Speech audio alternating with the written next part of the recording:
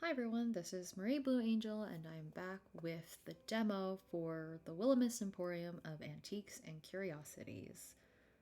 I'm very excited to continue and see what the demo has in store for us.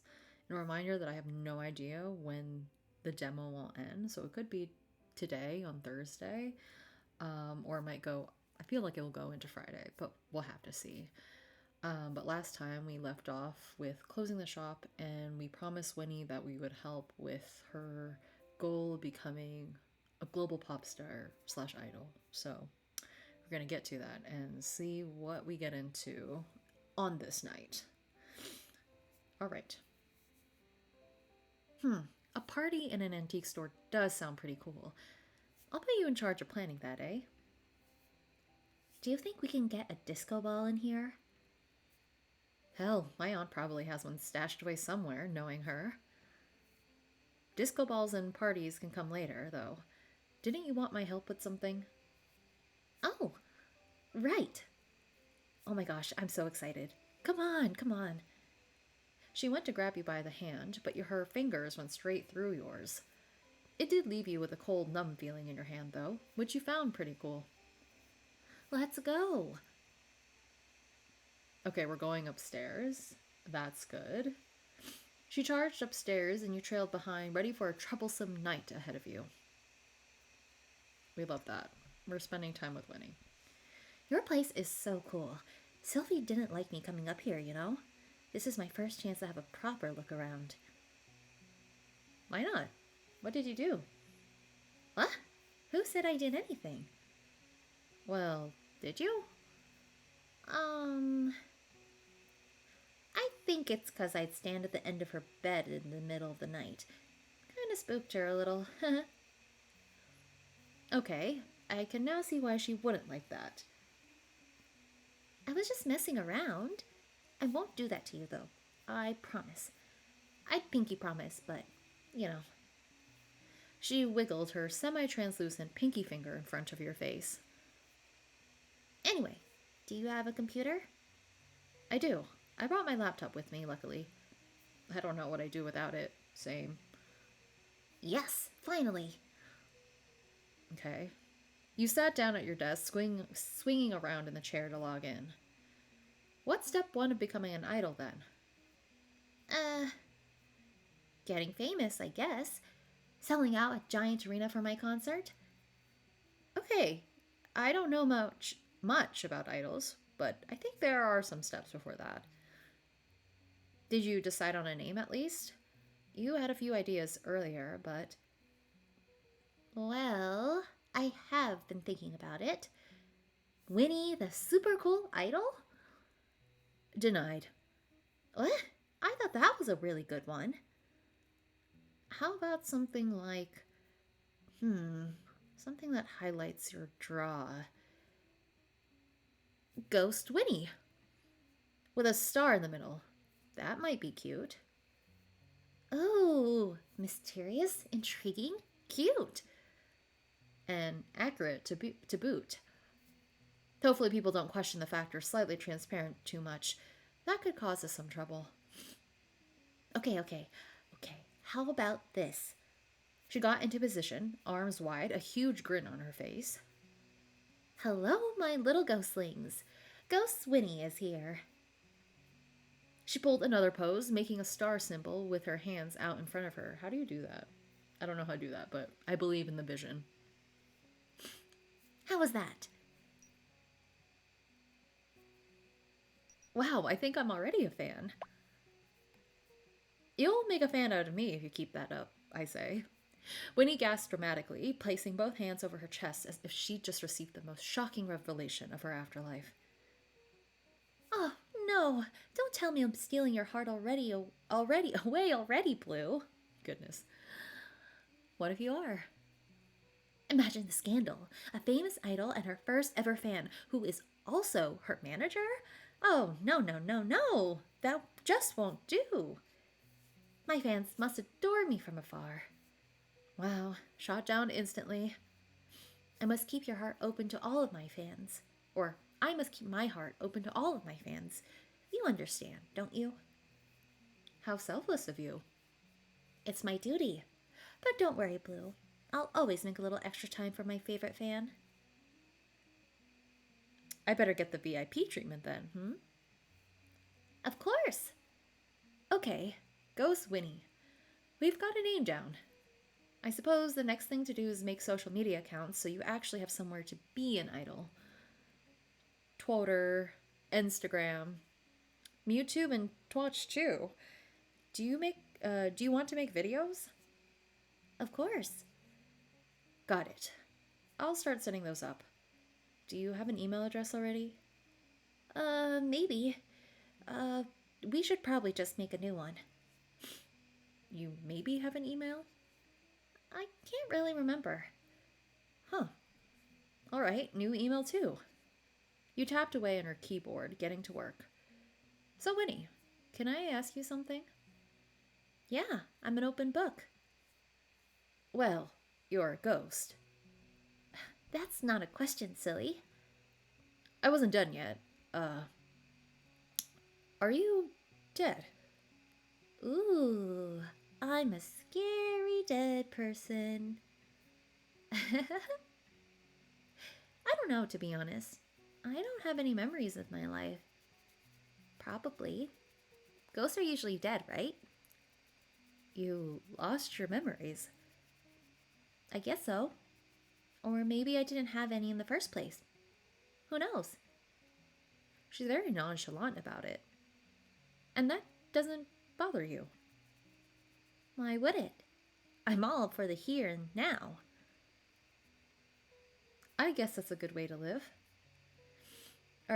You know what I mean.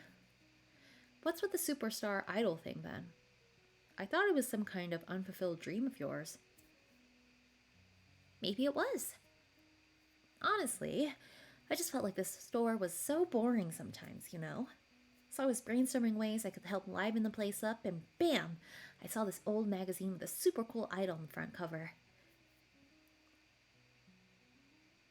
Sylvie Wilvey thought it would be a good idea for me to pursue, but she didn't have a computer. I'm so glad you're here now. It's original at the very least. Can't say I know many antique store ghost idols. I'll have the market cornered before you know it. Really, one magazine cover is all it took? Inspiration strikes quickly, you know. But maybe I was looking for my thing. Ah, I understand that. I think I'm still looking. Isn't selling antiques your thing? Maybe it will be. We'll see. So the idol thing is only recent.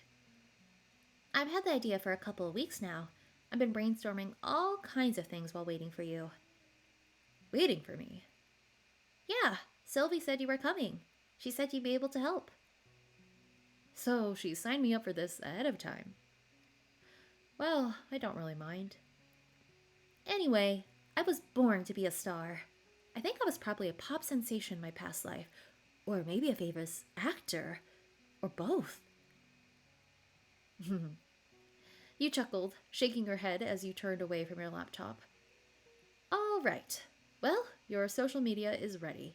You're officially one step closer to world domination. This is so exciting. What's next? What's next? Maybe a profile picture. I can take a photo for you. Wait, do you come up in photos? Ah, of course I do.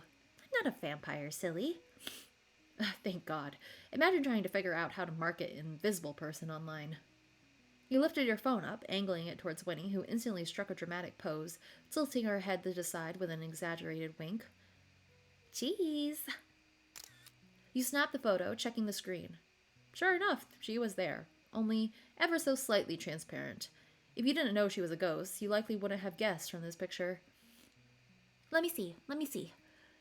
You turned the phone screen around her, and she practically bounced up and down in place.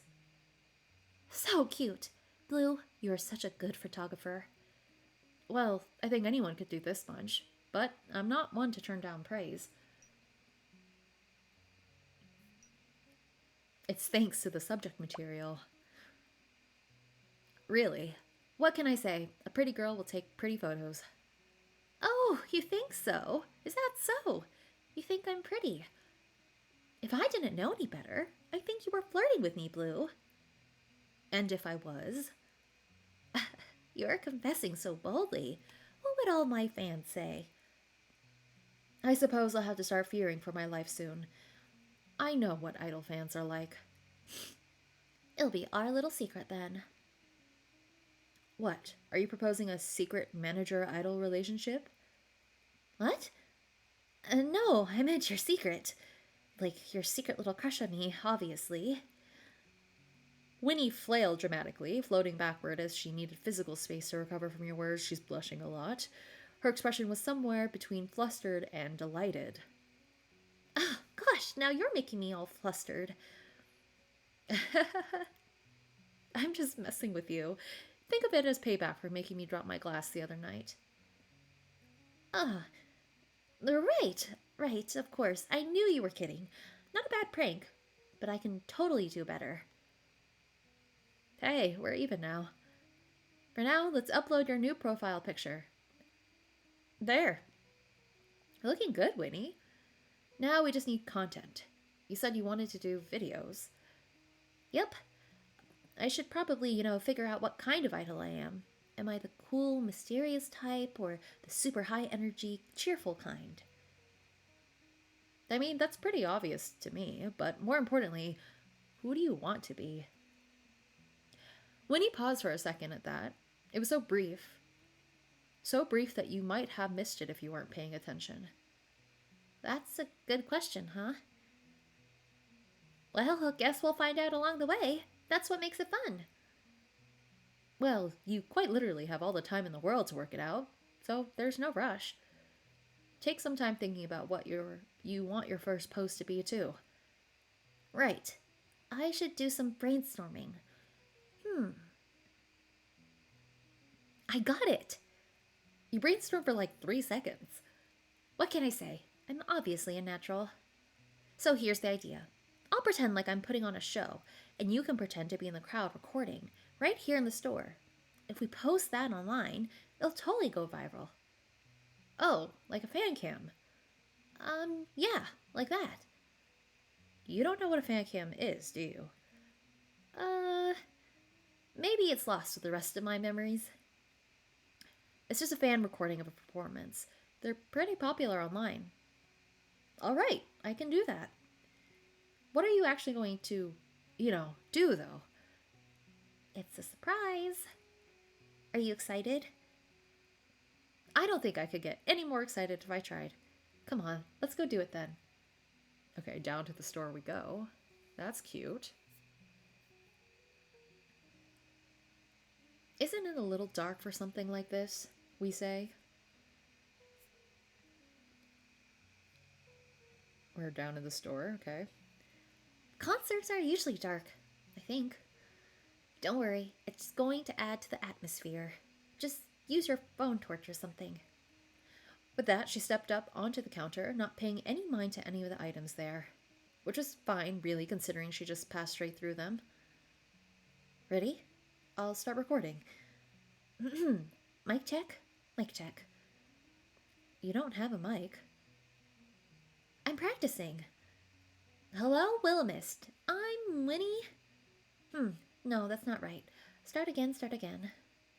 Hello, my little ghostlings. Ghost Winnie is here, your favorite spirit from beyond the grave. Ooh. Winnie twirled around, throwing her arms out like she was greeting an arena of adoring fans. Whoa, Winnie, we love you! Today I'll be singing my debut single, Fall Right Into Place. Winnie took a deep breath, then, just like that, her usual energy faded. Her playful grin softened into something more thoughtful, more wistful. Then she began to sing. Do we get a song? Oh, cute. Okay, so we can see from our fan cam. I don't know what kind of song this is. From the songbirds in the treetops to the valleys down below, every living creature has beauty to show. She sang with the passion of a girl with no place to call home. Her voice was light, sweet, airy, but there was a depth beneath it, a kind of yearning woven between the notes. The creaking of the floorboards play a timeless melody. I don't know the melody, so here we are. I wonder about the future that is waiting for me. She held out one hand as if she were reaching for something or someone just out of grasp. Her voice carried through the still air, filling the empty space. Wow. Cheer on. Woo. Woo, Winnie! You're amazing. You got this.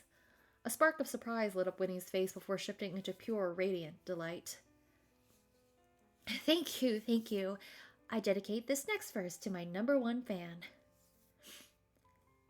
I can't shake off this feeling of sweet mystery. Like all the snowy mountain tops were made alive for me. Every bone in my being is begging to stay. Like all my broken puzzle pieces fall right into place. Okay, that's the name of the song. As she hit her final notes, Winnie's eyes fluttered shut as she let the sound settle into the stillness of the room. Then she cracked one eye open, grinning. Yeah, go Winnie. So, how was it? You quickly stopped the recording. Hopefully I got it all.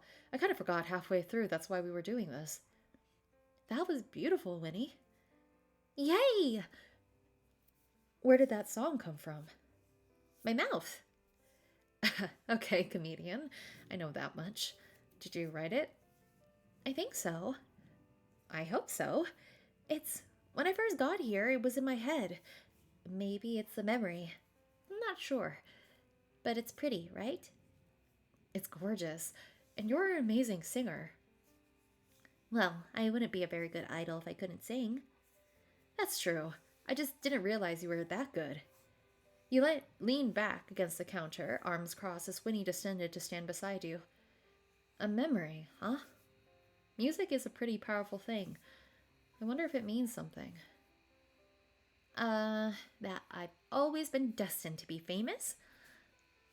Maybe. Huh. It's kind of funny, huh? What is? That I have no clue who I was, but I remember a song. Well, maybe it was important to you. Something you held on to, even after everything else faded away. Like a keepsake. Winnie hummed, rocking back and forth on her heels. Or, well, floating in place as if she had heels to rock on. For once, she didn't immediately follow up with a joke. She just thought about it, hands clasped behind her back. Yeah, I guess so. I mean, anything's possible, right? It's a little bittersweet. No, it's all sweet. Don't worry about sad stuff, Blue. I don't care if I remember or not.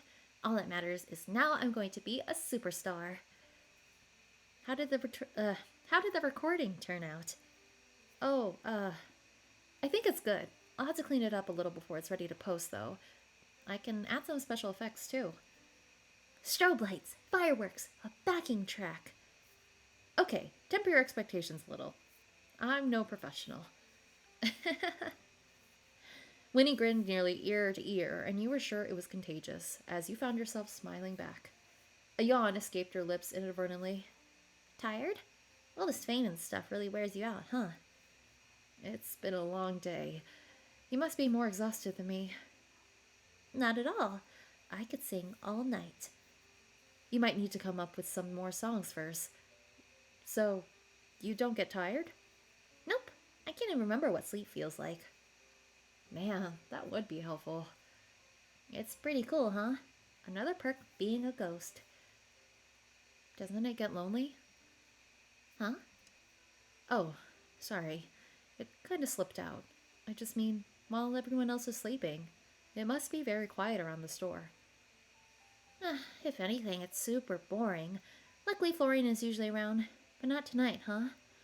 Boo. I'd keep you company if I didn't need to be up first thing in the morning. It's okay, Blue. I'll keep practicing for my big debut. I won't be bored tonight. As your client slash business partner slash soon to be worldwide idol slash friend, I officially declare that your shift is over. Why, thank you, my esteemed Winnie. Ooh, I like how that sounds. Uh-oh. If we're not careful, your idol thing will turn into a cult thing, which, honestly, I'm down for. But maybe we hold off for now. I'll get some sleep then. Good night, superstar. Night, Blue. Rest up. Let me know when you finish editing my debut recording, too, alright? You got it. Oh, by the way, thanks for helping me get your letter down from the top of my dresser last night. Huh? What do you... I mean, sure. Night, Blue. And just like that, Winnie floated up and through the ceiling. Yay. Completed Winnie event 1. But was it not Winnie who got our letter then? Or is it a different letter? I guess we'll see. Now level 3. Oh, maybe I should do my skill point. Okay.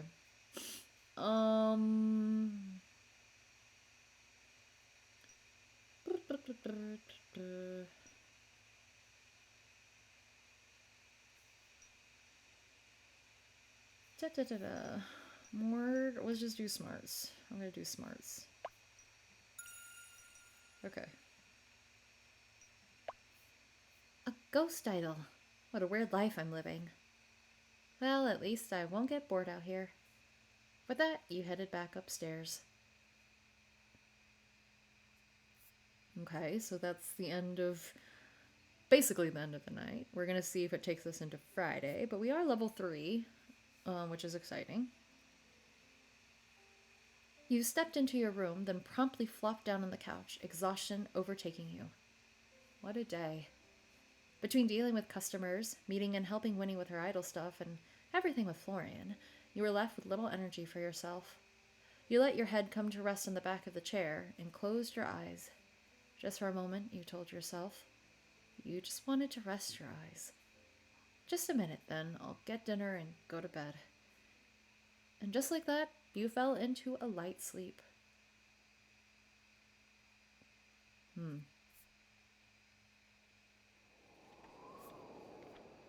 Upstairs. Wake up. Follow rustling leaves, destiny. Find it. Whoa. I'm sure I could have done a different type of voice, but here we are, upstairs. We have to go upstairs into the attic. Your eyes shoot open as soft, insistent whispers ripple through your mind. The first thing you noticed was a cool draft brushing against your skin. And in the dim light of your room, you saw something strange. A scattering of autumn leaves swirling in a gentle motion, around and around as if the world's gentlest tornado was inside your room, and you were in the center of it. What the hell? Winnie, is that you? No reply came. You felt an inexplicable pull, like a magnetic draw, urging you to stand.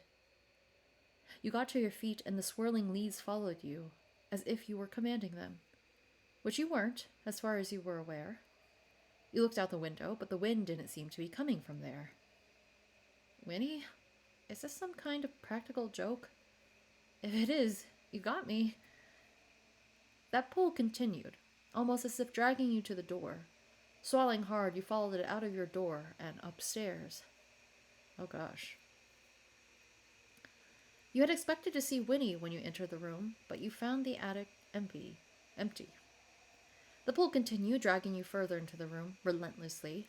Dust motes danced in the beam of moonlight that streamed in through the stained glass window as you made your way to one of the dressers, pushing aside boxes in your path. The closer you got, the more the temperature seemed to drop, and the leaves swirling around you began to glow. Cautiously, you reached out and brushed your fingers against the smooth wood of the dresser, your heart pounding. It was icy to the touch, much colder than you would have expected. With a deep breath, you pulled open the drawer and found a book. It looked old, leather-bound with no writing on the front or spine that you could see.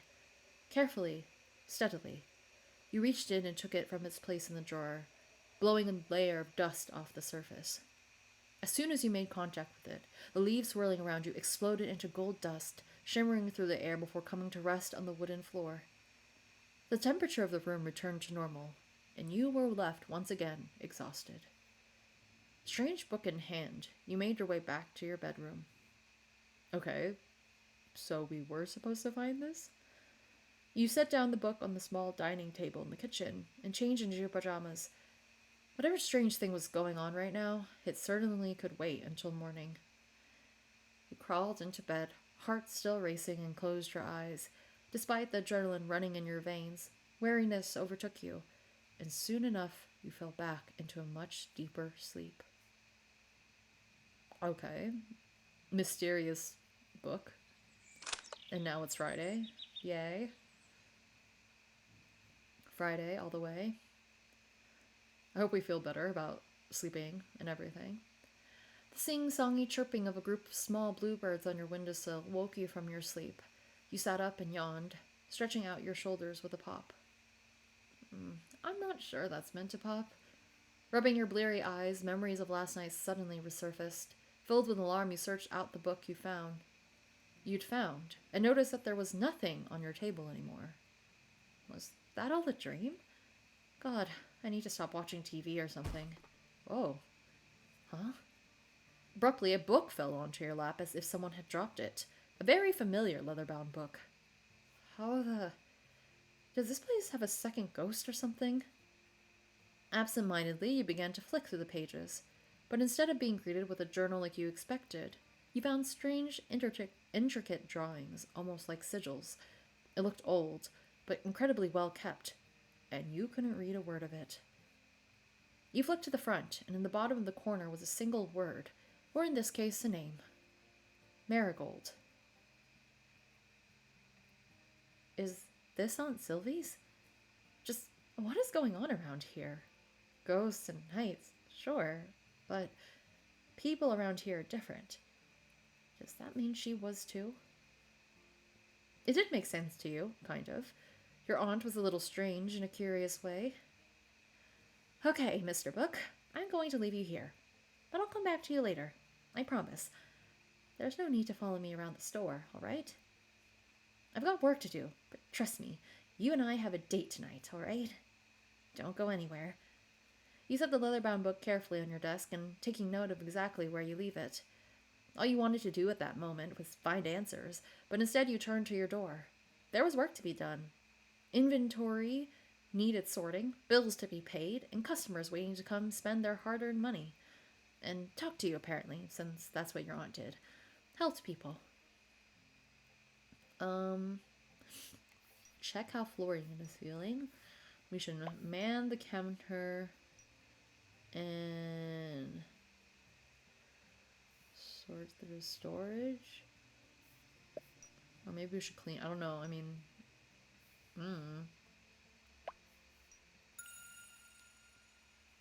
we need $150. Okay. You're sitting behind the counter when the door opens and a short figure steps in, framed by the sun.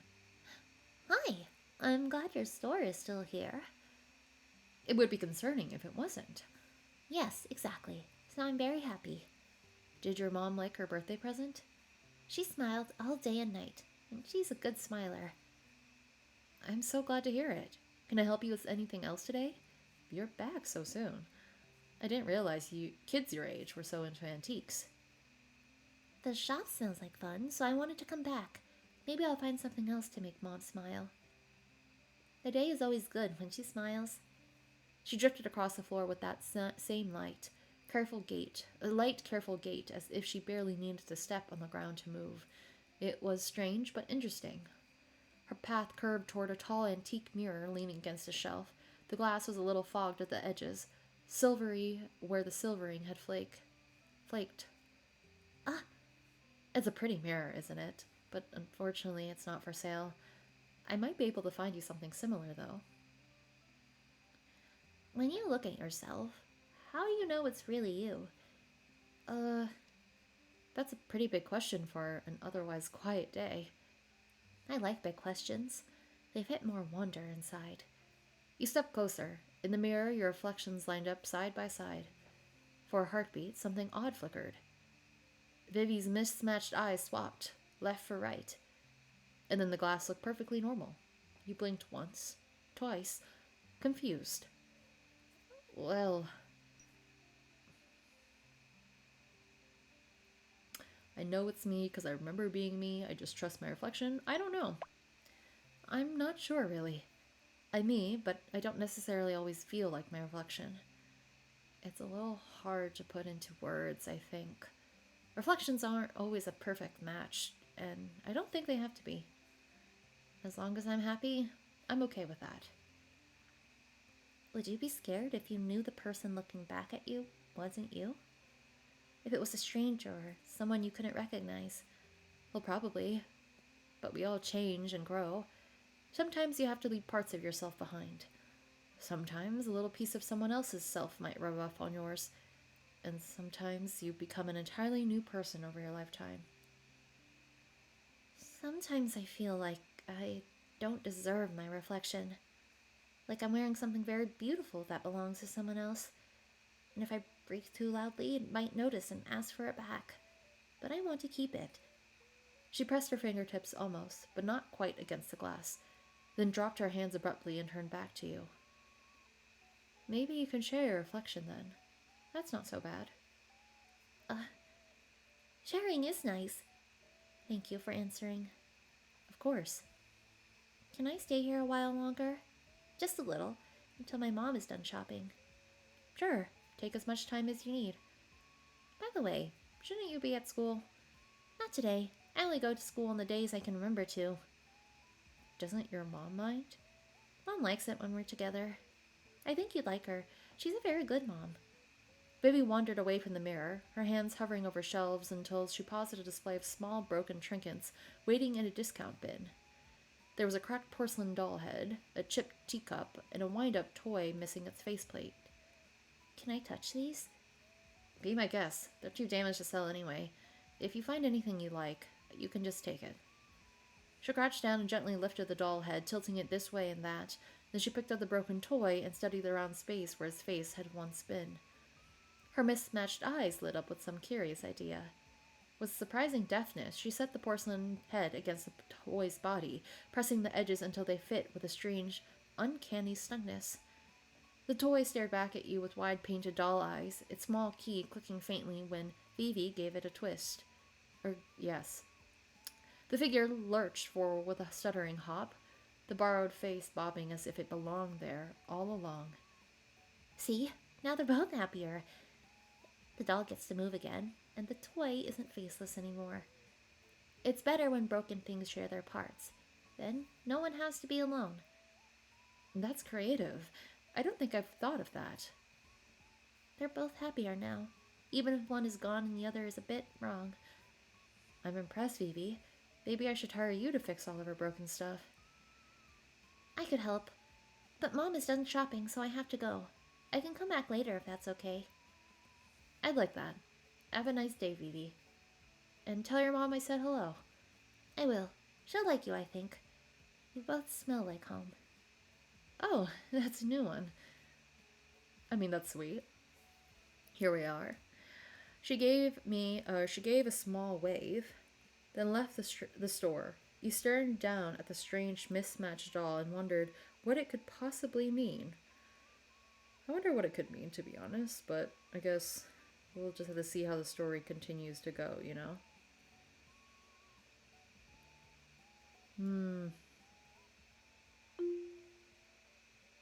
Oh, we can also... Okay, cool. We had an event with Vivi. Cute. Okay. Maybe I could do 40.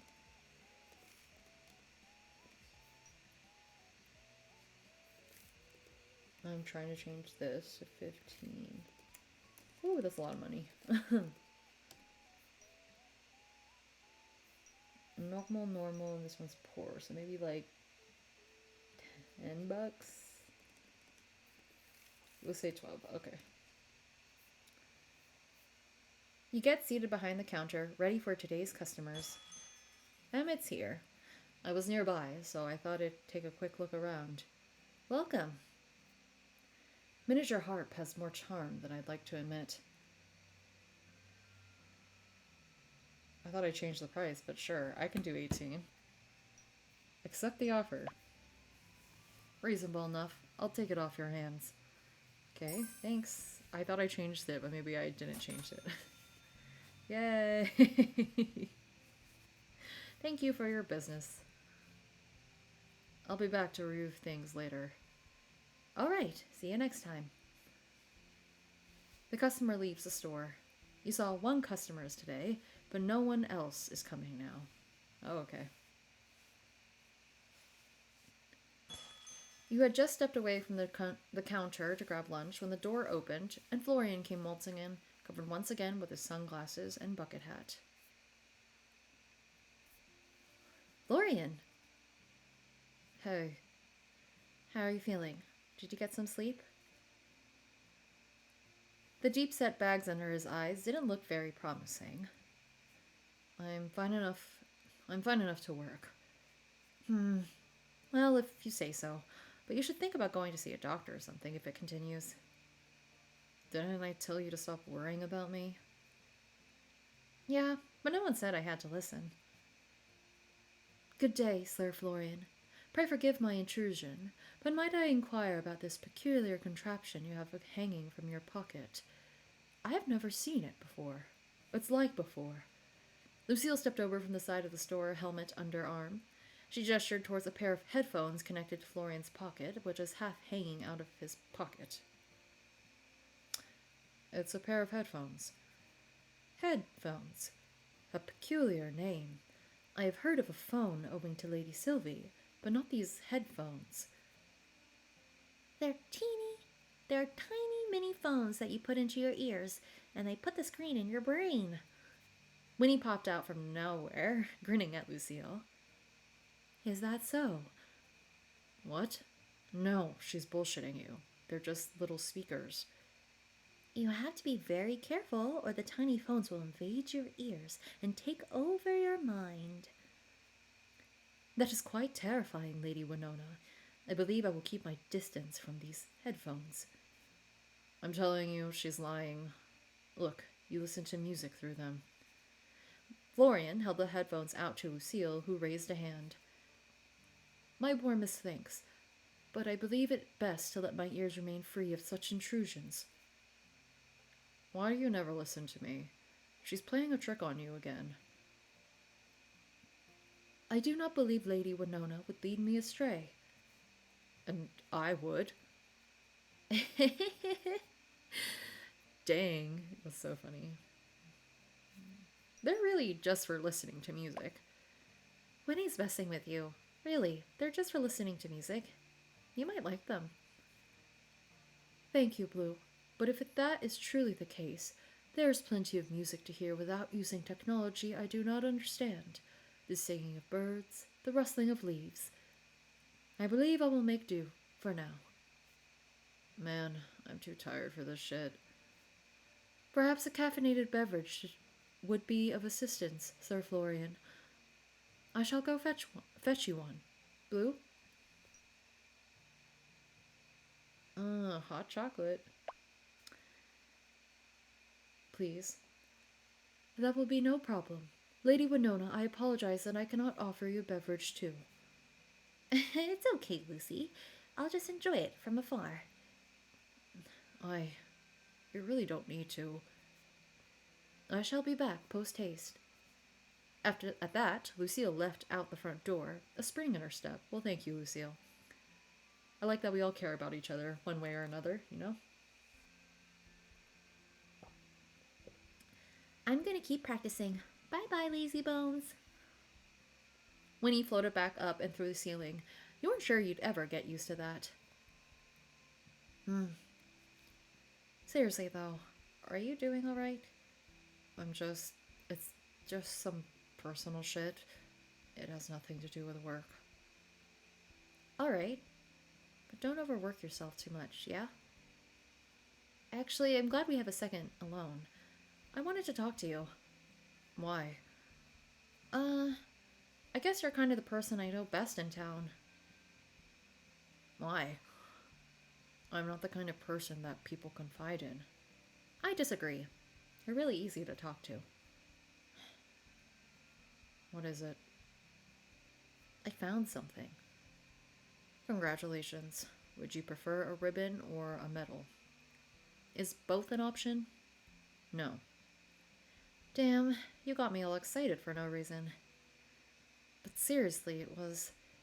I woke up in the middle of the night and there was a tornado in my room. Right. A tornado in your room. You're not taking me seriously right now. No shit. You're telling me there was a tornado in your room. Okay, listen. Not a tornado exactly, but a lot of wind and leaves, and they were swirling around me. Uh huh. And they led me to a book. A book I can't read, but that doesn't matter right now. As soon as I touched it, it all disappeared. What's going on here? Are you an idiot or something? Whoa, where's that coming from? And yeah, probably. I told you, there's. This town is full of all kinds of people. That includes your aunt. There's probably a reason she wanted you to come take over. She always has her reasons. She just never actually tells anyone about them. I think she gets off on leaving people confused. Huh? It's just. A week ago, if you told me that ghosts and time traveling knights and magic books existed, I would call you crazy. Now I'm just meant to accept all that? I don't know. You're doing a pretty good job of it. Am I? Do you like Winnie and Lucille? Of course, they're both great. So, who cares if they're a little different? And what about me? Maybe you're a little different too. Does it matter? Well, no, but it's just kind of tossing everything I thought I knew to the wind. Yeah, well, that's life.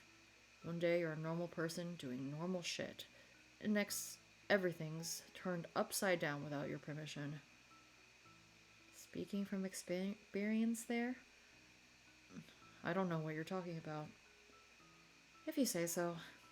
Anyways, thanks, Florian. I guess I just have to be open-minded. I mean, I can't just not believe any of it's true, seeing as the evidence is right in front of my eyes. Can't wish away fighting off a tornado in your bedroom. It wasn't like that. My apologies for the wait, my friends. Wait, what? You were gone for all of 5 minutes. A midday jog helps clear my mind. Please, enjoy. Well, thank you, Lucille.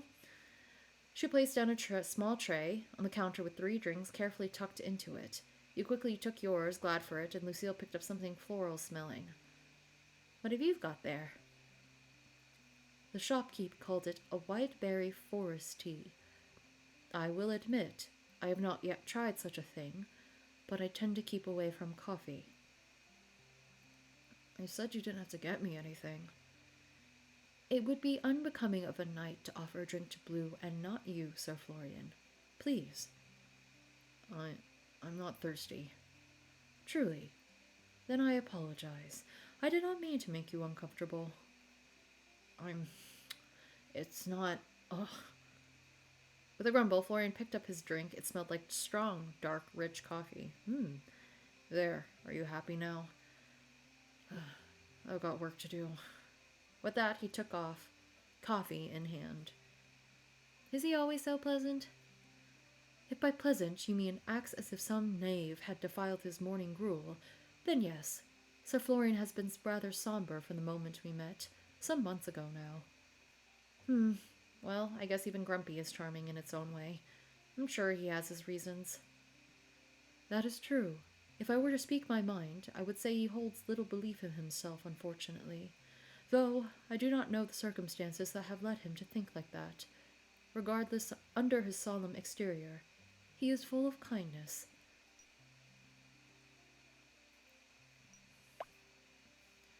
I'm with you there. He might roll his eyes or grumble a little, but he's always stopped to help me when I need it. Now, that is enough idle rest. I must take my watch and secure the perimeter of this establishment. Wait, you barely had a break. You were running an errand. Though my respite was brief, the call of duty is constant. I would not delay in safeguarding you in this store. Thanks, Lucille. Lucille bowed low to you before leaving out the front door once again. Well, back to work, I guess. I like that we kind of get our random moments throughout the day. I do wonder what Florian is going through, but I feel like, again, him and Emmett are pretty closed off in terms of, characters that we've met, people that we've met in this town, so we don't really know what's going on with them. Anyways, we're up in the storage room, and what's this? You pulled out a purple drawstring bag from a box. It looked to be made of velvet or something similarly plush. You tugged open the strings and found nothing. The inside was so dark you couldn't see anything at all. It almost looked bottomless. But that wasn't possible, was it? Put your arm in. Okay. Hee, we're gonna see. Come on, get me at least 10. Oh my god, we made it. Carefully, you reached inside the bag and felt something beneath your fingers. Curious, you grasped it and pulled. A leather-bound encyclopedia. It's authentic. Whoa. It's rare. Okay. Lots of money. With a smile, you put the bag aside and continue to look around the room. You begin searching through your aunt's collection, and we find another authentic pink milk jug. Victorian era. Uncommon, normal, 45 to 172. Okay. I mean, those are some big items. So we can hopefully price them tomorrow. It's a little past 5 p.m. and you're sweeping a few stray leaves from the door when the door is pushed open once again. And then 5 more leaves join you, awaiting their inevitable sweeping. Greetings, Sir Emmett. You have arrived at a most fortuitous time. Sir Florian and I were just debating over whether Blue would neglect to pay the bills or not this week. Hey, you're not supposed to tell anyone that. It was just between us. Well, I'm short like $11. Do I look that forgetful? Do you want me to answer that honestly? No, I'm not sure. Emmett adjusted his glasses, pushing them up from the center with his fingertips. No bills will go unpaid while I am still contracted. What's that supposed to mean? Everything would fall apart if I fired you? I didn't say that, but you're free to assume what you will. Careful, you speak to me so nicely, people will actually think you enjoy my company. My apologies. We wouldn't want that, would we? Now I'll set up my computer at the counter and we can go through your books together. I did bring my own laptop if that made things easier. It would stop me having to come and assist you every week. Miss Marigold never did have any interest in technology. And miss out hanging out with you? Perish the thought. That's the first time I've seen that choice come up for Emmett. I would be happy to show you how to digitize your accounting yourself, and then there would be no need for me to come here every week. You would save money, and I would save time. That sounds like a win-win to me, from business owner to business owner. But what about your wonderful company? It could be used on another client, I assure you. Fine, it's upstairs. Should I bring it down? Upstairs is adequate. A quieter location might be a good idea. Emmett looked sideways to where Florian and Winnie were currently discussing a new movie that had just been released, and then towards Lucille, who was sharpening her sword. Probably a good idea. The two of you headed upstairs and into your apartment. Home sweet home. Can I get you something to drink? A coffee would be fantastic. Thank you. You crouched down to look in the back of your aunt's cupboard. There were around a dozen different kinds of tea in beautiful little embossed tins with handwritten labels. Your aunt's handwriting. It sure looked like it. Oh, I like that we're seeing a little bit more of the kitchen. Pushing those aside, you found what looked like a 20-year-old container of instant coffee.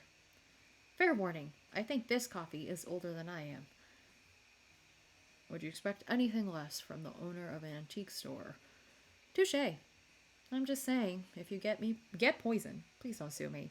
All I have to pay you with is buttons and pocket lint. I can't say a client has tried to pay me with pocket lint before, but I've been known to accept buttons on occasion.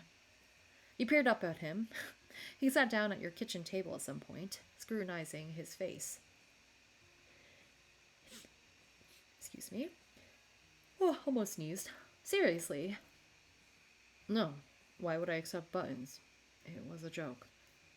Oh, it's actually kind of impressive how you can keep a completely straight face while joking. I thought maybe you worked with a button factory.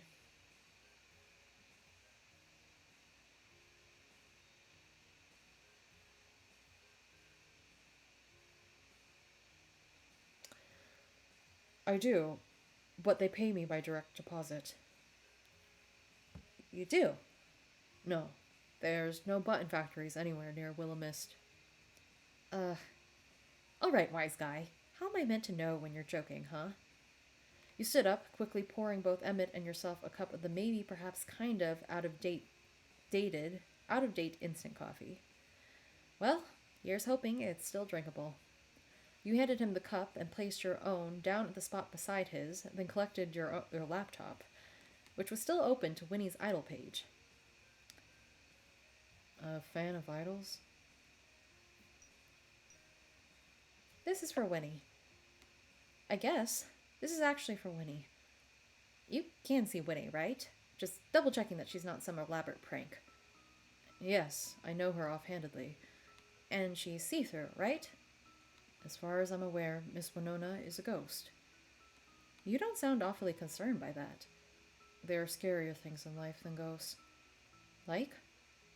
Audits. True accountant. Well, that ought to come with a warning. You're making me shiver. Putting aside the non-work talk, please navigate to this website and download the software. I will give you a license to use it under my business. Emmett pulled out his own laptop, then showed you the download page for some piece of accounting software, which you promptly downloaded. Have you ever used a program like this before? What if I said I had? I would inquire whether you were lying or not. Okay. I haven't. Really. I'm new to all of this. Any guidance you can give me is appreciated.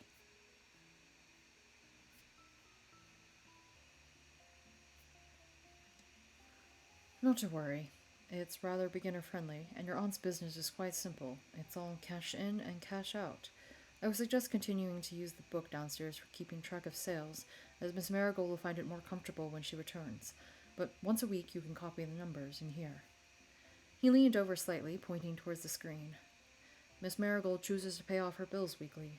I had suggested monthly or every 2 weeks, but she's adamant about it. These bills will cover water, power, and the usual. Payment for your employees is already paid directly out of your aunt's accounts, so there's no need to worry about that. That saves me a bit of effort. Just make sure to put some time aside every weekend for paying bills. Got it. My weekends are about to go crazy.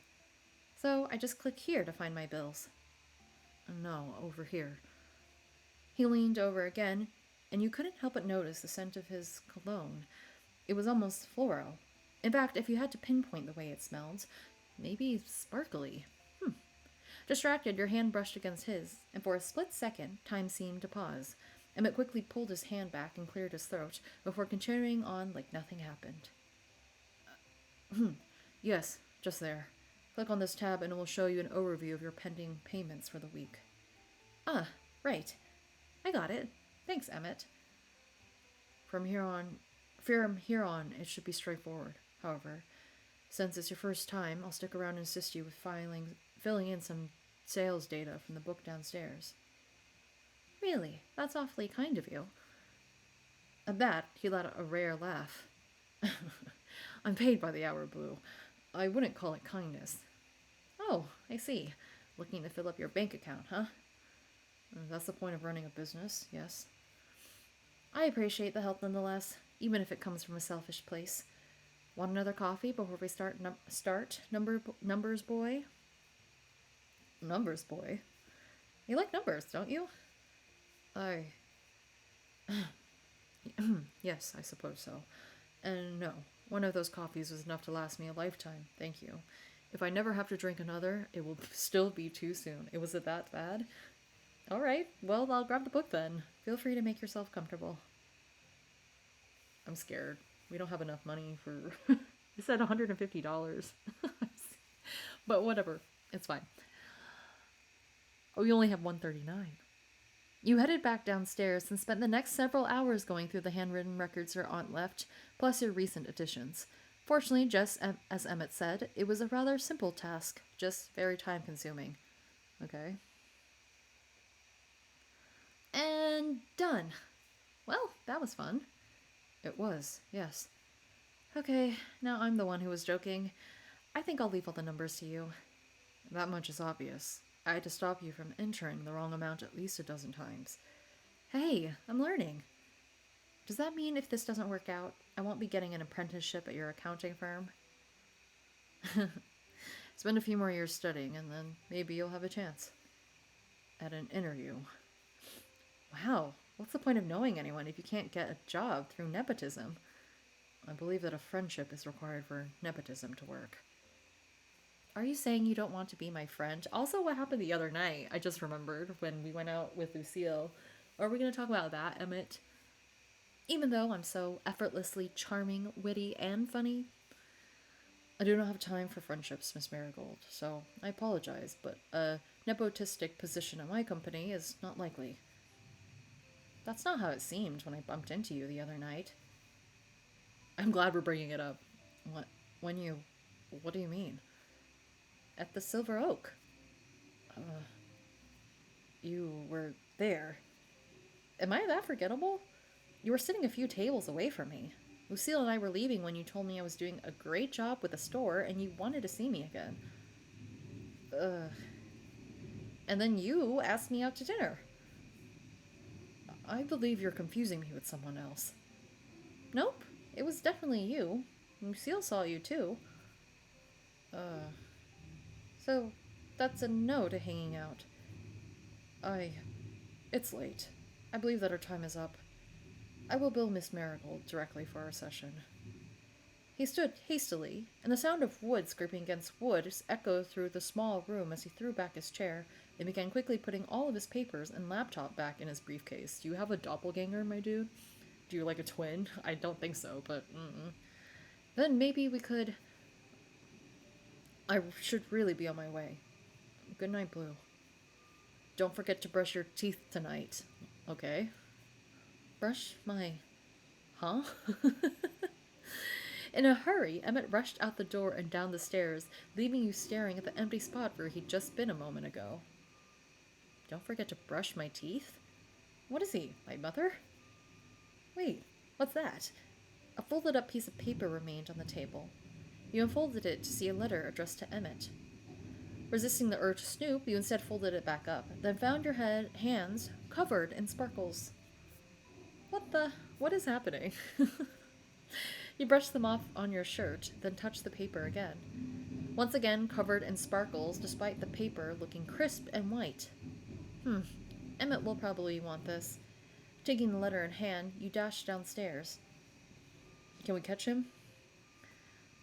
Where did he go? Check the business card. Oh, I don't know if I'm smart enough for this. Yes, we are. I don't know why I doubted myself. I only have level 1 on smart, so that's why. You dug through your pocket and pulled out the business card Emmett had given to you a few days prior. Flipping it over, you found an address listed and quickly inputted it in your phone. There you are. Hopefully you live near your office. You set off on foot, walking through the darkened town. It was a clear night, and the sky was full of more stars than you could count. It was certainly different back home. You were walking like this in search of Emmett, but slightly distracted by the sight above, when you heard a meow. Then another, and another. Where's that coming from? Following the noise, you turned into a side street and saw a group of kittens, huddled together and surrounding a certain man. Don't worry. I brought you food, so there's no need to get violent. There. Eat. Oh. You like cats? That's cute. That's good. I mean, he doesn't seem like a bad person, obviously, but he's very reserved. Like, at least Florian, like, because we get to see Florian a lot, I feel like we get to socialize with him a little bit more, but not with him. Emmett was crouched low to the ground, holding out a small white plate bordered with yellow ducks for the group of tiny cats. Aw, that plate sounds cute. As the kittens meowed and ate, he stroked them gently, smiling. His normally serious face had been replaced by a softer expression. Well, I wasn't expecting to find my favorite numbers boy feeding strays. Huh? Well, what are you doing here? As he spoke, his voice cracked and the kittens scattered, leaving the two of you alone in the dim moonlight. Ugh. Maybe I enjoyed your company so much I didn't want it to end yet. You what? Is that so unlikely? You've known me for a handful of days, and all we've done is talk business. Maybe I just like listening to you talk. He looked at you incredulously, as if trying to gauge if you were joking or not. Okay, I do like you, Emmett, but I found you for a reason. You left something at the store, and I wanted to return it. Really? Here? Sorry for spooking you. You held the letter out to him, and he finally stood up from his crouched position, dusting the dirt off his pants. He reached out and took the letter carefully, as if not to tear it. Did you read it? Okay, I'm not as nosy as I look, you know. No, I didn't read it. I promise. Well, Emmett cleared his throat and adjusted his tie before tucking the letter away inside his jacket. I apologize for my prior rudeness. This was highly unprofessional of me. I'm not expecting you to be professional outside of our work hours. In fact, I think you could probably loosen up that tie a little, even during business. Do you like cats? I suppose you could say that. That's not a yes or a no. They're small and cute, and you're blushing, and you like them. That's cute. Am I small and cute? Do I count as small and cute too? Are you a cat? Do I need to be a cat? I can meow if you like. You have no sense of humor, do you?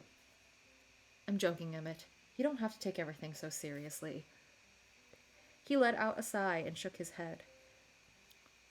You're an overwhelming person, you know that. We hardly know each other, and now you're trying to meow at me in the alleyway. Okay, when you put it like that, I sound like a weirdo. If the shoe fits, then what can I say? Maybe you just need someone to help you let loose a little. That could be me, if you'd like.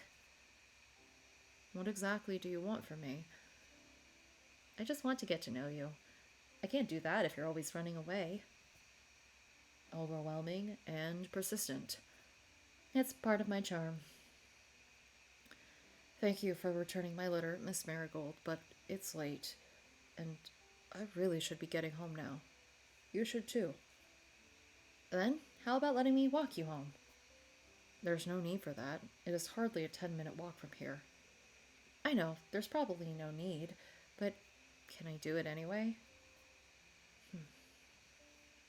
At that, he sighed, and his shoulders drooped. Fine, if it makes you happy. That doesn't mean I consider us friends. Okay, well, progress is progress, you know? Let's see. I will say I was scared that I would have to pay my $150, but maybe I have to pay it tomorrow on Saturday. I don't have $150, I have $139. So we'll see what will happen then. The two of you started walking through the dark streets. There was a cool breeze, and you pulled your clothes tighter around yourself. Everyone lives 10 minutes away. Ooh. How about close acquaintances? We can start there. Great. You won't regret it. He smiled brightly, and Emmett looked at you out of the corner of his eye. So, my close acquaintance, am I allowed to ask you something? If I ask you not to talk to me, you wouldn't do it, would you? I don't talk that much, do I? Emmett remained silent. Wow, ouch. Okay, I can't tell if you're joking or not. That's kind of terrifying. But, okay, going back to the topic at hand, what was with you the other night? Seriously, I don't think I'm going crazy. I definitely saw you there. I was afraid you'd ask that. Fine. I'll tell you, but this will stay between us. My lips are sealed. I have a low alcohol tolerance. Nothing to be ashamed of, my dude. Huh? The normal, non supernatural answer stunned you at first, and then you were surprised by your own reaction. Why did you expect it to be something different? I mean, yeah, I guess the week we've had would prime you to think it would be a bit more of a supernatural answer. Wait, that's really it? Why would I lie to you about that? It's embarrassing enough to admit. I guess it's just so mundane, like compared to a ghost or a time traveler night. A what? What does that have to do with anything? Okay, don't worry about it. So, you really were just drunk the other night. Quinn offered me some of his homemade cider. Ooh, I love cider. I would love to try that. And I felt embarrassed to turn it down. It was only one drink, but that's all it takes. I apologize that you had to see me that way. It was actually kind of adorable seeing you act so nice and sweet. Talkative. Adorable. A 31-year-old man is hardly adorable. And yet, there you are. How strange. This is why I try to avoid alcohol. So, how much does it take to get you drunk exactly? Like one sip? Please, do not test that. You can't tell me all that and then not follow up with a number, Emmett. Where's the fun in that? God, I've already told you too much. Yes, even one sip will do it to me. It's not something I'm proud of. I mean, you can't really help it. If it helps, I'm not much of a drinker either. That's what the early 20s are for. Now I'm old enough, my bones are creaking. You can't be more than 25. Ooh, are you complimenting me, my dear accountant? Trying to get on my good side? Hardly. I'm 26, actually. But you were close. Okay, cute. What are you doing out here in the middle of nowhere at 26? What's this I hear?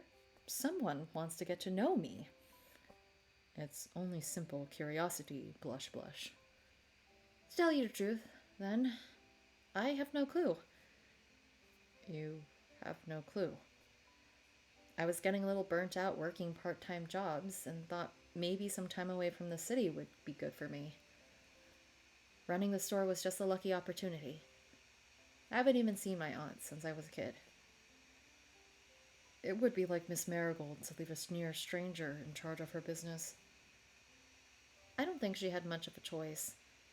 My grandparents passed away, and my mom, well, they don't talk for some reason. What about you? And you can't weasel out of my invasive questions this time. You asked first. I moved to town a few years ago. With your business? That came after. I arrived in this town with only the clothes on my back. Well, at least you had clothes. Are we being sarcastic or are we being supportive? Imagine turning up here naked. That'd be embarrassing. I doubt I'd be the first person. This town attracts all kind of people. Like you, my non-nudist friend. You didn't answer my question, by the way. Why did you move here? It's complicated. I needed a new start, and I didn't have much else. This town just seemed quiet. Yeah, I'd have to agree with that. My previous job was quite intensive. I lived within the same building as I worked and rarely had a day off. Gosh, I didn't really have a life beyond that. Ew. When the opportunity presented itself, I took it to leave. Was it accounting related? Kind of. Thank you. That's very specific. Emmett suddenly stopped outside a small, two-story high apartment building. There looked to be a sign hanging out the front. Finch Advisory. What are you, some kind of workaholic? Yes, but I live above my practice. It's just easier. Even if it was greatly unnecessary. Thank you for seeing me home. You really didn't have to. Seriously, you didn't. I know I didn't. I just wanted to. You're incredibly strange. Thank you. I did not intend it as a compliment. Well, I'll take it that way. Unsurprising. Thank you for returning my letter and the walk. Good night, Miss Marigold. He gave you a curt nod and then walked towards the building before stopping in his doorway and settling fishing around in his briefcase. Just as you were about to turn around and head back to the store, Emmett cleared his throat, then walked back over to you before shoving something in your hand. A small card. You did already give me your business card, but now I have a spare. Thanks. Blush, blush. I wrote my number on that one. Oh? For emergencies only. Oh. Is this your way of welcoming us into town? Thanks, Emmett. Emmett pushed his glasses up before turning around and finally entering the building, leaving you to stand alone in the dark streets. The door closed behind him. Flipping over the card in your hands, you could see both a mobile number and a personal email address scrawled in messy, loose handwriting. Does this mean we're friends now? Maybe. A click sounded through the empty street as a window was pulled open ever so slightly. No. And then it was shut again. With a smile, you pocketed the card and started on your way back to the store. Yay. Terms and conditions. Completed Emmett Event 1. Okay, well that's great. I love that for us. We're not leveled up yet, so we don't get a skill point. And that's okay. Let's see what else happens. I'm just gonna see what else happens tonight. And if it gets any longer past Friday, then I'll edit it out, but it should be okay. The shop floor was quiet when you entered. All the lights had been turned off, and the only faint glow from the moon illuminated the store. Florian didn't look to be around. Maybe he was cleaning in the storeroom, or maybe he'd finally accepted he was sick and needed to rest. Likely the former. You strode across the store, ready to head up the stairs. Boo, you have returned. Ah! Jesus, Lucille, what are you doing hiding in the dark? Hiding? A knight does not hide. I was merely keeping guard while waiting for your return. It's late. You should be home. In truth, I did attempt to head home earlier, but the town was too quiet. I feared leaving the store unguarded, so I intended to come check on you. Sir Florian informed me that you had gone out and not returned, and I grew concerned. Ah, right.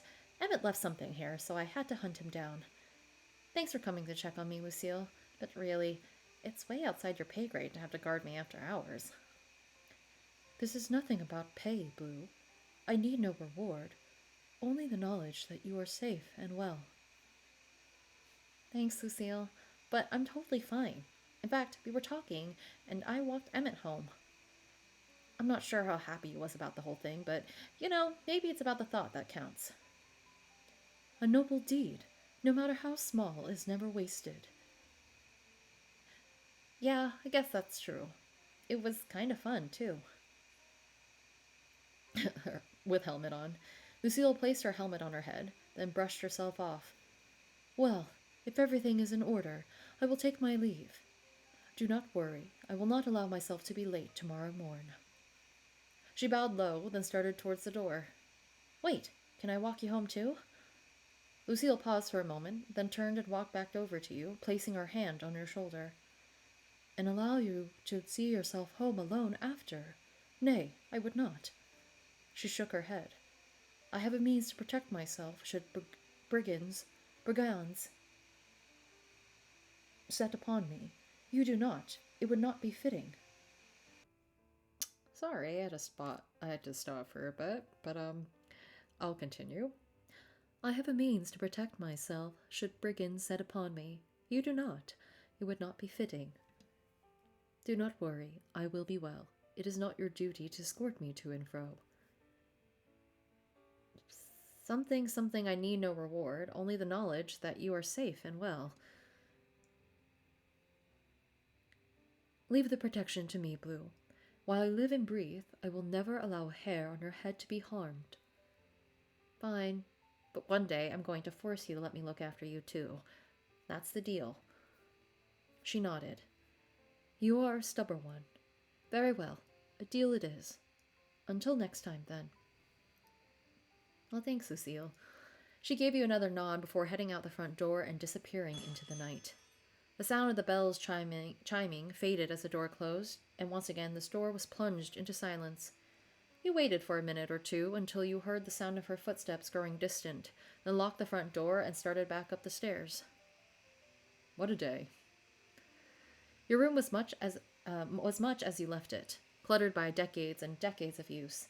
It wasn't quite home yet, but it was a nice change from the dingy apartment you'd called your own for the last few years. You walked over to the kitchen table and closed your laptop. With all the rush of you chasing after Emmett, you had forgotten you still had cleaning up to do. With a sigh, you packed up the various papers that still scattered the surface, before placing your laptop back on your desk. Wait a second. Where'd the book go? You quickly started searching under your desk, or around it, then under, but it was nowhere in sight. Hey, book, where'd you go? I know I didn't imagine you. No response. With a grumble, you began turning the room upside down in search of it, under your bed, in the wardrobe, in every cupboard and drawer, but no matter how hard you searched, it seemed to be missing. Finally, exhausted, you sat down at your desk and found it sitting on the surface, as if it had never gone missing in the first place. You're messing with me, aren't you?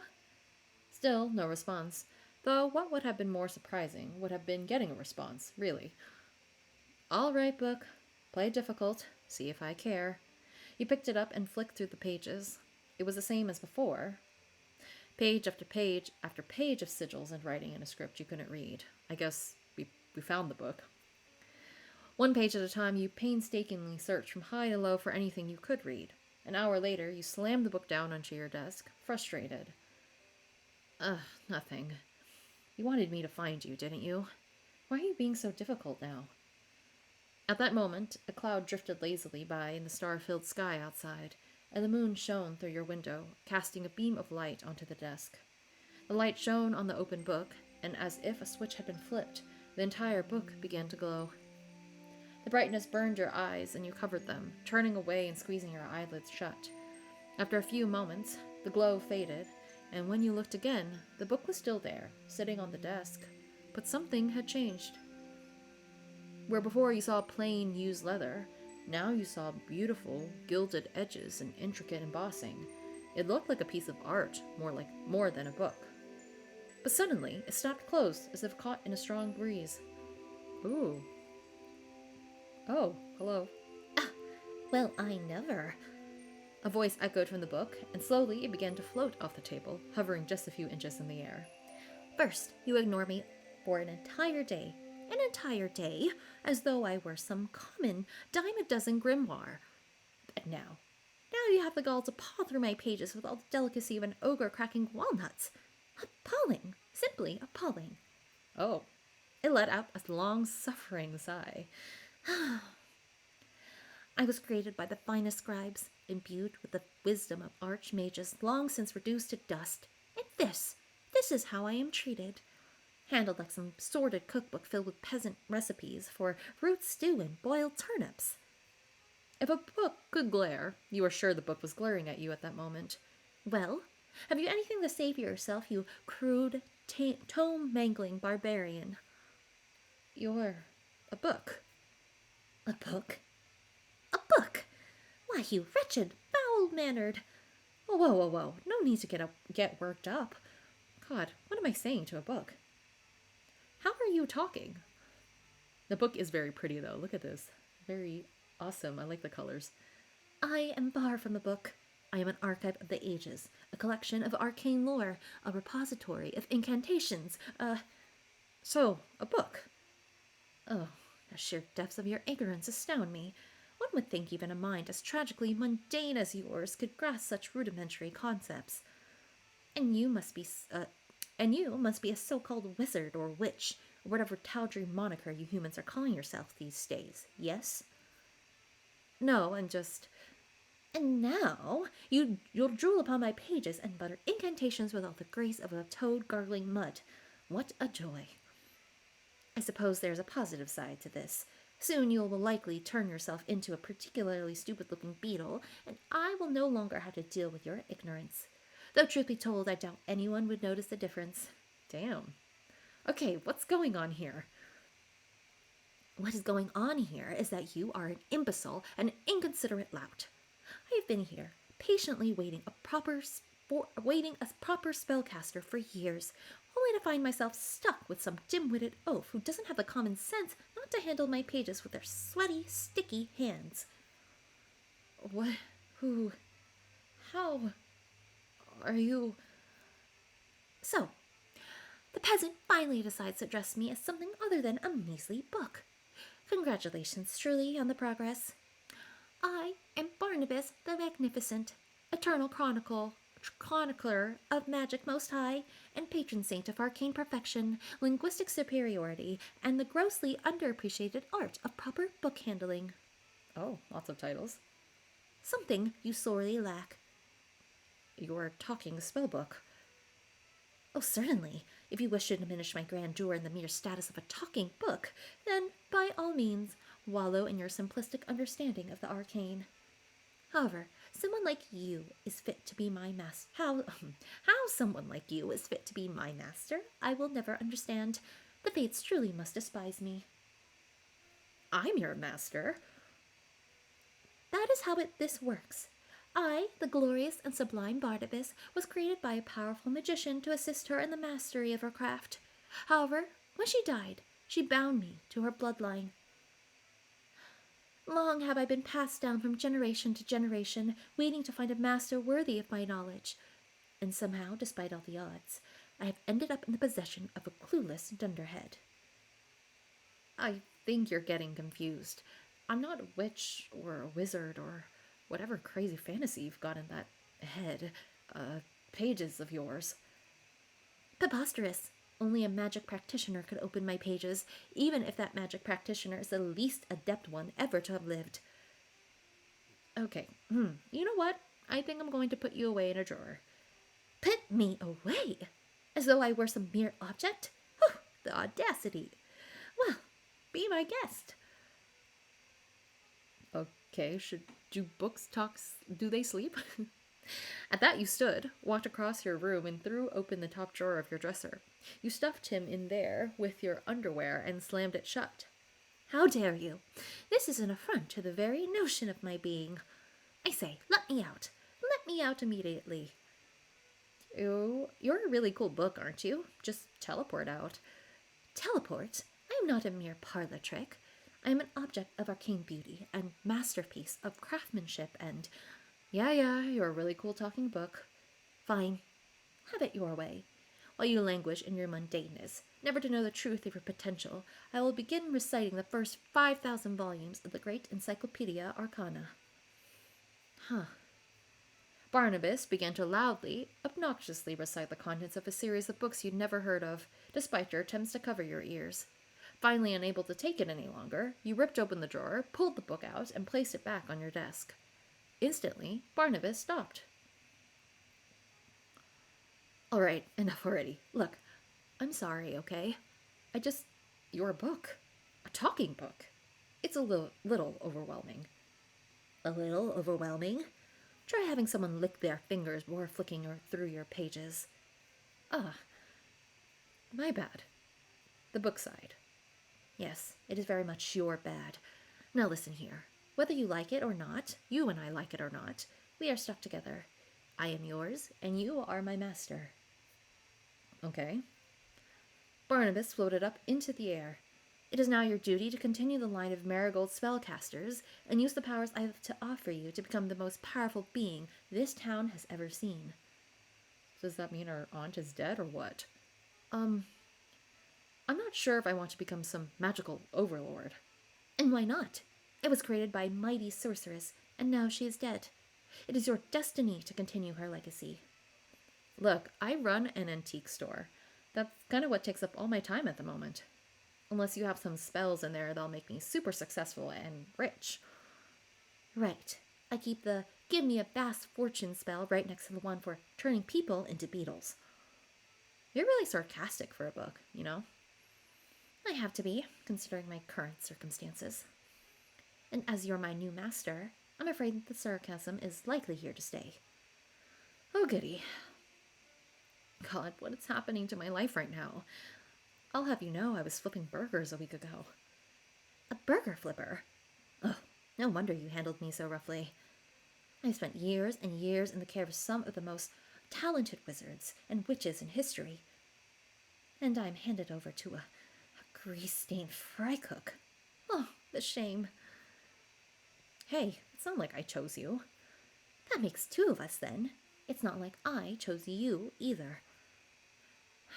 Look, Barnabas, we're not getting anywhere here. Why don't you tell me more about yourself? If we can get to know each other, maybe we can get along better. Oh, so now you wish to know about me. Excellent social grace, master. The book cleared its throat.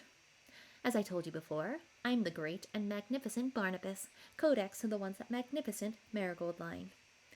Why did my aunt never tell me about you? How should I know? She was always a rather distant woman, and left me to grow dusty on the shelves. A true crime. And you've always been a book. Of course. I'm the sum of all the magic ever recorded by the Marigold family. Every spell, every enchantment, every bit of knowledge is all kept right here. A dim-witted oaf like you would have no hope of handling all that magic, so I'm limited in the knowledge I can give to you. If you wish to learn every spell in my repertoire, then you will need to prove to me that through practice and training, that you are a worthy recipient. I don't know how much time I'll have for training in between keeping the star afloat and dealing with the locals' problems. It's no fault of mine. Perhaps you should have been born with the aptitude to become a magician instead of a menial. Come here. What? And allow you to manhandle me again? Absolutely not. Come on, Barnabas. How am I supposed to practice if I'm not allowed to look at you? Fine, but do not dog-ear my pages. Else I'll make good on my promise to turn you into a beetle. Ooh. With a huff, Barnabas floated towards you, hovering in the air. You lifted a hand and carefully took the cover before flipping through his pages. While many of the pages were still written in a way you couldn't understand, some pages at the front seemed to suddenly be legible. Do not think that you have gained my trust by any means. If I had hands, they would be on my hips, and I would be giving you the sternest of looks. I'm allowing you to pursue my pages, peruse them, rather, because there is a small chance that somewhere within that pea-sized brain, there's a shred of talent. Yeah, you don't trust me. I get it. How do I start? Firstly, as you have no experience in the arts whatsoever, I suppose it would be best if you pick one spell to practice. No, actually, I should, because, let's be frank, your judgment is clearly poor and unreliable. Against my better judgment, I shall alter the contents of my pages to provide a use in your mundane life, as much as it pains me. Barnabas flipped his own pages then, seemingly of his own accord, started glowing with a bright golden light.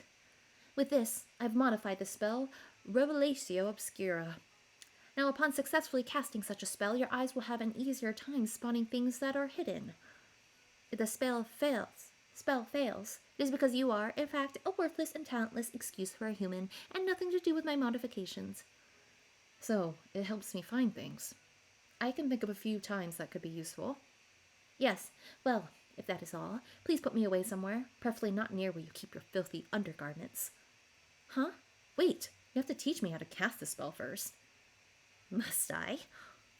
Isn't that your whole point of existence?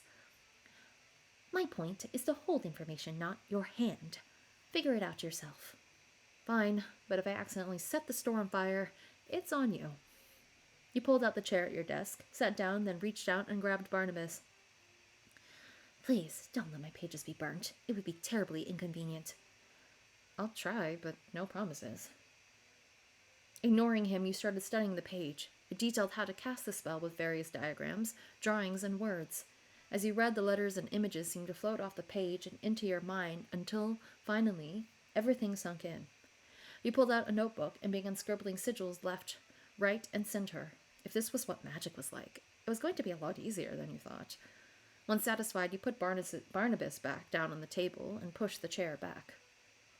Time for a little field testing. You placed the notebook down on the ground in front of you, stuck out your hand, and... Revelatio Obscura. Nothing happened. Revelatio Obscura. Nothing. With a groan, you tried one more time, waving your arms wildly. Revelatio Obscura. Utterly hopeless. Shut up. I have this. You are far from having this. Your pronunciation is that of an illiterate stable boy. Try again. Slowly this time, if you please. You took a deep breath, feeling the way your lungs filled with air and focused on the spell. Revelatio Obscura. A lamp in the corner of the room began to flicker on and off, and the hanging plants near the window swayed gently, despite no wind that night. Congratulations, master. You are truly a master of the craft. The world shall tremble before your might. Hey, it worked. Look at that. I did it. Yes, congratulations on making a lamp flicker. That does mean it worked, right? Yes, this door sits on a magical ley line. There are often side effects to spells cast here. Right. What spell can I learn next? What spell, the fledgling asks. As if the entire process were so easy. Please, continue to amuse me. What? I cast it, right? You must practice. Even simple spells are fiendishly difficult, and I will not stand idle by while you butcher them with your lack of skill. When you have more experience, perhaps then I will teach you another. Perhaps. Okay, geez. I'll keep practicing whenever I need to find something then, all right? It would be the smartest thing you've done since I've met you. For now, though, I suddenly feel wiped. Yes, well, casting a spell would drain your magical reserves, and until you are more proficient, even the simplest of spells will require significant focus.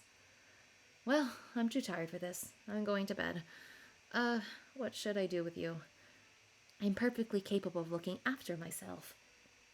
Are you capable of yapping less while I try to sleep, or do you need to go back in the drawer? Do not even suggest a thing. Good night, Barney. Barnabas. Barnabas, not Barney. Well, close enough. You slipped into bed and shut your eyes, waves and waves of tiredness washing over you. As you drift off, the last thing you heard was the sound of a disgruntled book complaining. You have learned a new spell, Revelatio Obscura. And with that, I think I will leave it here because I'm running over time. But thank you so much, everyone, for watching. Let me know what you think of the story so far. We did a lot today on this Thursday, Friday. And I'm really enjoying it so far. And I did not call that Barnabas would be showing up, so that's fun. I have questions about if it doesn't seem like the aunt and Barnabas really had a relationship in terms of her casting spells, so that's interesting. But it does feel like maybe the whole Marigold magical bloodline thing might be related to how her aunt and her mom may or may not get along, or maybe it's just a lost art overall in the family at this point, with our character being the one to bring it back to life, so to speak.